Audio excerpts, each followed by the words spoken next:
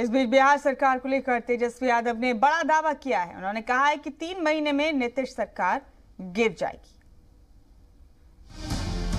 बिहार के leader opposition Tejashwi Yadav ने नीतीश सरकार के खिलाफ बयान देकर रियासत का सियासी पारा बढ़ा दिया है।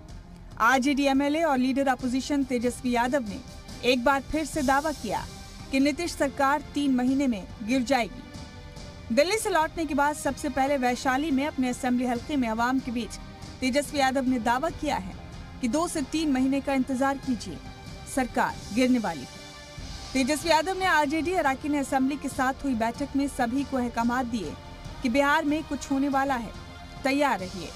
वहीं जेडीयू तर्जुमान निखिल मंडल ने कहा है कि ख्वाबों पर अगर टैक्स लगता तो ये जंगल राज के युवराज कब के बिक गए होते। बिहार में सीएम की कोई वैकेंसी ही नहीं है। हकीकत ये है कि बिहार में मुख्यमंत्री की कोई वैकेंसी नहीं है। लेकिन तेजस्वी यादव के बयान की कांग्रेस ने जरूर हिमायत की है। पार्टी के तर्जुमान राजेश राठौर ने कहा है कि तेजस्वी यादव के दावे सीएम नीतीश कुमार की तरह खोखले नहीं होते। ब्यूरो रिपोर्ट, जी मीडिया।